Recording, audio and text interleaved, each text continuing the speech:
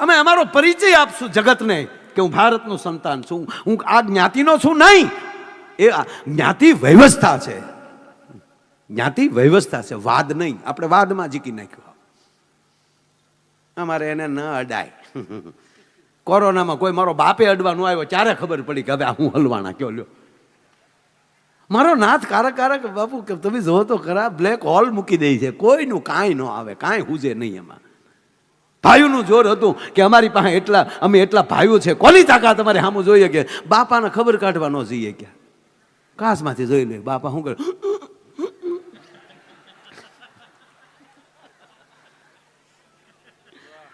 અરે પણ બાપુ કેવું થયું હે બટુકદાનજી, ધન્યવાદ આપો આ દેશની પોલીસને અને કાયદાને કે પોતાની જાન જોખમ નાખીને. મને એ જ ન સમજાતું, મરી આપણે જઈ સીટ બેલ્ટ બાંધવા હાટું પોલીસને કેવું પડે આપણે?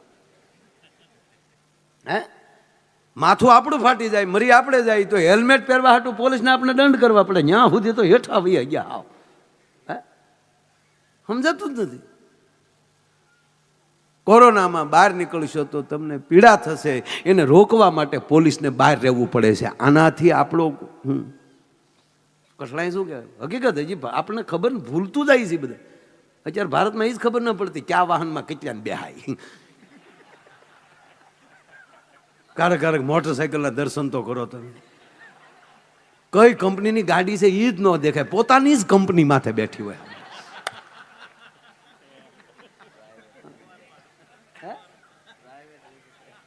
Private limited. આ લિમિટેડ હું કામ? ગમે એવડી કંપની એટલે કીધું લિમિટમાં. એમ રિલાયન્સ લિમિટેડ કંપની ભલે મોટી પણ કેવું લિમિટમાં રહેવાનું. એમ કેવું સરસ. 4 સવારીમાં એક જણો મોટરસાઇકલ લઈને નીકળ્યો. 4 સવારીમાં 2 છોકરા ટાંકી ઉપર.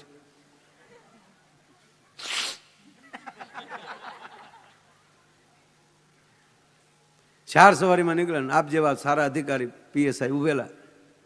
અન બડો પસાડ સાઈડમાં લાગ, કેમ શાર બેહાડ્યા? તો ઓલો પાછો ઓળો જોઈને કે લે 5મો કારે ઉતરી ગયો. સાહેબે રાજીનામું આપી દીધું કે આ ભામ ભેગી નોકરી કરવાની યાર.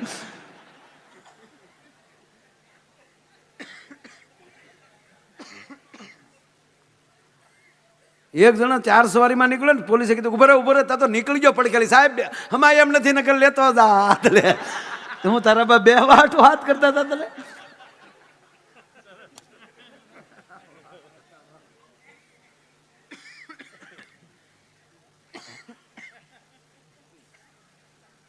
કોરોનામાં એક દાદા દાખલ કરેલા, તેને દીકરો ખબર કાઢવા જતો હતો ઘરેથી. એટલે કાચમાંથી જોઈ લેવાના, એમ પાસે તો જાતું જ નહોતું કોઈ. જેટલા વાયરિંગથી બીતા ને એટલા બાપુજીથી બીતા. બોલો કે અડીએ તો શોર્ટ લાગે. તો ઓલો નાનો ટાબરિયો એનો દીકરો એને જો માલે દાદાને જોવા ચાહે. દીકરાને લીધો ને એને તેડીને દેખાડ્યા કાચમાંથી. જો દાદા, દાદા વેન્ટિલેટર ઉપર અને બધું વાયરિંગ કરેલું, શેડા બધા અહીંયા બધા અહીંયા મૂકેલા ને અહીંયા પાઇપું. ઘરે આવીને દાદીમાએ પૂછ્યું, બેટા દાદાને મળ્યો? તાર દાદાને મળ્યો? કે હા દાદીમાં. કેમ હતું તાર દાદાને? ચાર્જિંગ ઉતરી ગયું એવું લાગે, ચાર્જિંગમાં મૂકેલા હતા. એટલે એમ કે વાયરિંગ દાદાનું ચાર્જિંગ આટું શીખેલું.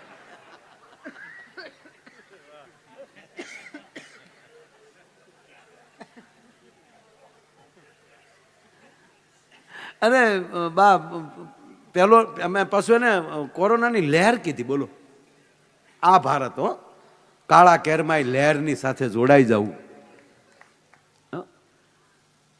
લહેર, પેલી લહેર, બીજી લહેર, ત્રીજી લહેર.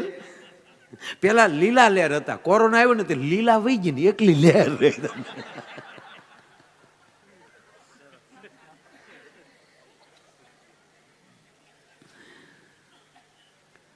પેલા તો નક્કી કર્યું કોઈને ડેડ બોડી દેવી જ નથી એમ, કારણ કે ઘરે દેશું કોઈક નામ થશે.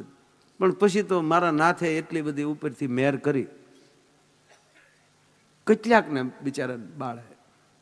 માં હદ તો એ થઈ કે દવા માટે તો માણાના ભલામણના ફોન આવતા.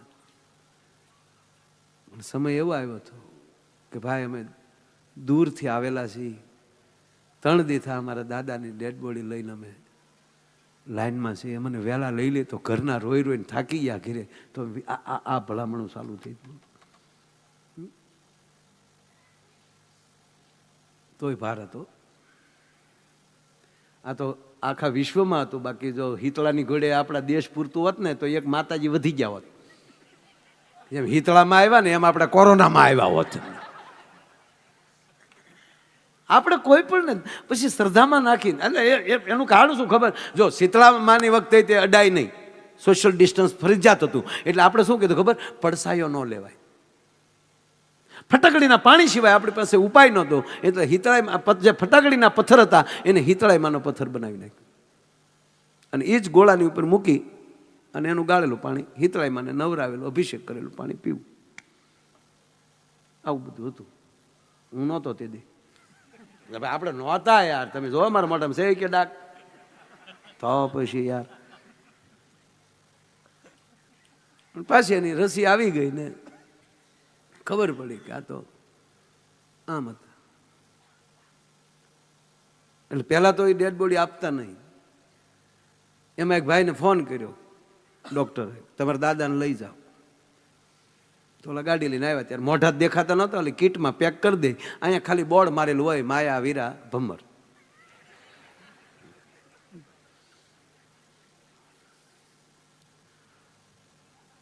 કોર્ટમાં કોઈને આખું નામ ન લે કાબા ના થામે પા.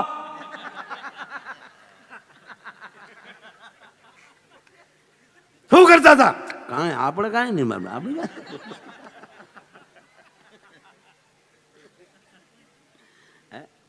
અદબ અદબ જે છે એટલે પેલા ટૂંકમાં પહેલી લેયરમાં ડેડ બોડી આપતા નહોતા, પણ પછી દેવાનું ચાલુ કર્યું કે કેટલાક નાખ. એટલે ફોન કર્યો દાદાને લઈ જાવ. એટલે ઓલા લઈ ગયા વાહડેલી આમ આખે આખેલી ઊંચું કરીને જીકીને અગ્નિ સંસ્કાર કરી નાખ્યો. અસ્થિનું પાર્સલ મોકલી દીધું ગંગાજળ. ત્યાંથી રસીદ આવી ગઈ, દાદા પોગી ગયા છે. ખરેખર કોરોના પછી પિતૃ આટીએ બહુ સીડ્યા. કારણ કે કોના બાપાને કોણે બેડ્યા એ તો નક્કી જ નહોતું. જાવું ક્યાં? લેન્ડ ક્યાં થવું? લેન્ડ ક્યાં?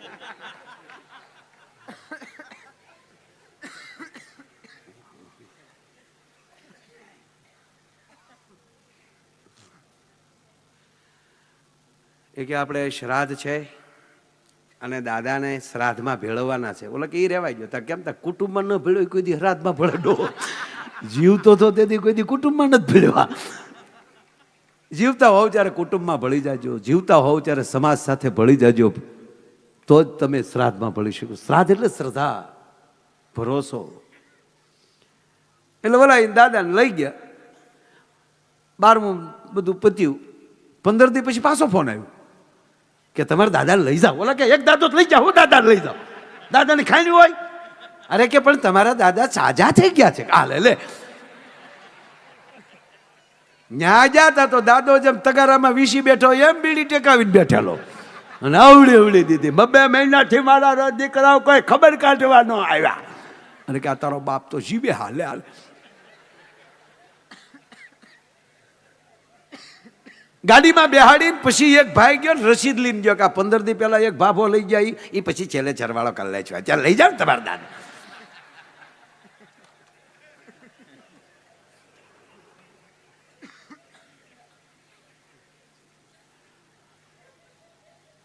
મારો કહેવાનો સૂર મૂળાત આજનો વિષય કે સ્કંદ પુરાણ, આપણા જે 18 પુરાણો છે એમાં વિવિધ એક જ ગ્રંથમાં તમને નારાયણનો પરિચય નહીં થાય એ માટે આપણા ઋષિમુનિઓએ, આપણા સંતોએ, ભગવાન વ્યાસથી લઈ અને ગર્ગ ઋષિ સુધી આવી જાઓ. તમામ ઋષિઓએ પોતપોતાના એક પુરાણ આપી. પુરાણનો અર્થ થાય પુરાવો.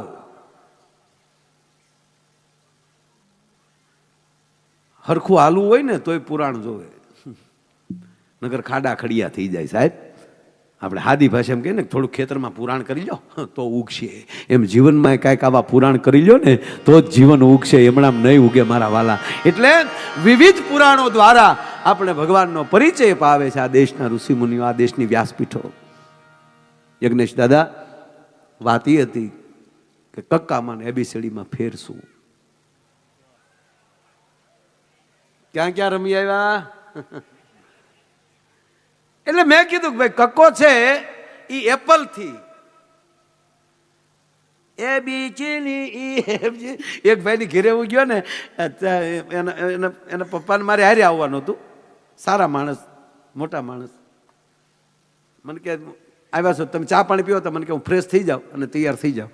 તો ત્યાં સુધી મારે એને ટબરિયા સામે ઘડીક બેસવાનો મોકો મળ્યો અને એ છોકરો એવો બેઠો ને મારી સામે એવો જોતો હતો ને આમ.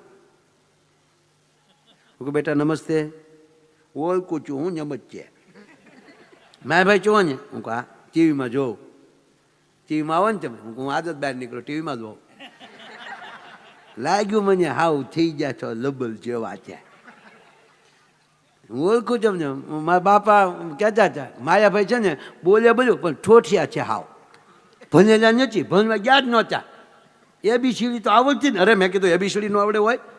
એબીસીડી નો આવડે? કાંઈ નથી આવડતું. મારા બાપા કહેતા હતા ઠોઠિયા છે આવ, ભણેલા નહોતા, નિશાળે ગયા છે જે ટ્રાફિક હતું એમ કહેતા હતા.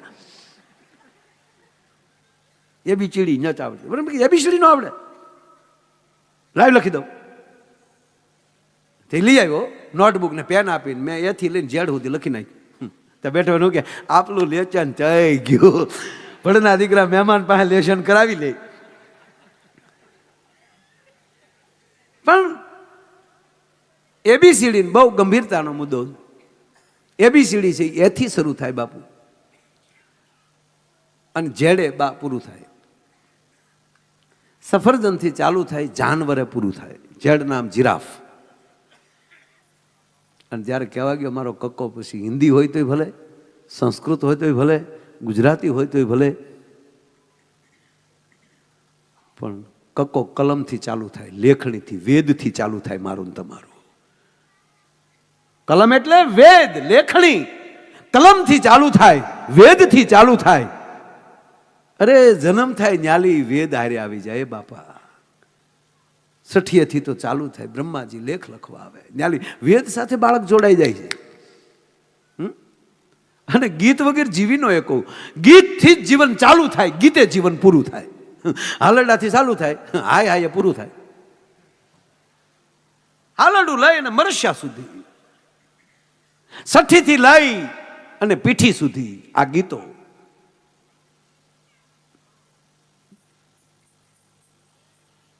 જનોયથી લઈને જમણવાર સુધીના ગીતો. એટલે એની વગર તમે રહી જ ન શકો. અને જ્યાં ગીત હોય, તમને એક ગીત આવડતું હોય ને એટલે તમે કોઈ દી એકલા ન હો. રાજ્ય પાણી વાળતો હોય ને તોય પછી બીક લાગે ને, એટલે ગીત હોય ને તો પછી બીક ન લાગે. એકલો પાણી વાળતો વાળતો વાડીએ ગાતો આપણે ભાઈ ભાઈ ભગત નહીં, બીવે ડોહો. અને બીક લાગે ત્યારે ઈશ્વર જ, ગીત જ તમારી પાસે આવીને ઉભું રહી જાય. કક્કો છે એ કલમથી ચાલુ થાય અને યજ્ઞ પૂરો થાય. આપણો કક્કો યજ્ઞ પૂરો થાય. શમશાન પણ છેલ્લો યજ્ઞ છે, છેલ્લે આહુતિ તો એમાંય આપી દેવાની છે સાહેબ. કલમથી ચાલુ થાય અને યજ્ઞ પૂરું થાય. અને એમાંય તમે કક્કાના પહેલા 5 અક્ષર લ્યો, ક ખ ગ ઘ, બ્રહ્માંડ અરે જીભ તમારી હાલતી હોય છે. અને પછીના 5 અક્ષર લ્યો એટલે દ્વારે આવશે, ત થ દ ધ. દાંત અને પેઢાની વચ્ચે જીભ આવી જાય. આખે એમ કહેવાય ને સંસ્કાર સાથે જોડાયેલું કોઈ હોય તો એ આપણો કક્કો છે. એનો અર્થ હું એમ નથી કહેતો કે એબીસીડી ન શીખવી, શીખવી જ જોઈએ, પણ કક્કાના ભોગે નહીં. આપણે અમુક છોકરાને બોલાવીને તો આપણે એને પપ્પા એ નહીં આવે, એકચ્યુઅલી ઇંગ્લિશ મીડિયમમાં ભણે ને. અમે ક્યાં ના પડે, ઇંગ્લિશ મીડિયમ ન ભણાવો, ખૂબ ભણાવો, પણ બાપુજીનો રહે એટલો તો રાખો. આખો ઇંગ્લિશ ને મીડિયમમાં વયો ગયો. હા, અને ખરેખર અમુક માણસને ખબર જ નથી હું કામ આવ્યા એ જ તે. મારા હું કામ આવ્યા એ ખબર નથી, અમુકને એ ખબર નથી ક્યાં જવું છે. જાવું હોય મામાને ઘરે માસીને ઘરે હોય હાલે અહીંયા હું આજે આપણે આવ્યા છીએ કે બોલો હાવ ભૂલી જાય એટલો તો માણા મેટ થાવતો જાય નથી ઘણા દિયા જ મેં બે કોથળી પીને દિવાલ અરે ભટકે આ દિવાલ કોને કઈ હતી તારીમાં તું કોથળી નાખી ગયો હાવ અરે બાપુ એક જણો આમ જમતો હતો ને બેન લાઈવ રોટલી વણતા જાય ને ગરમા ગરમ ખવડાવતા જાય ખરેખર અમુકના હાથની રોટલી ખાવ ને એટલે મોઢામાં મૂકો ને એટલે રોટલી ઓગળી જાય છે હું કામ હાથમાં અમૃત છે હા કારણ કે એ હાથથી મહળાય છે ને એટલે હાથનું અમૃત એ રોટલીમાં જાય લોટમાં જાય હા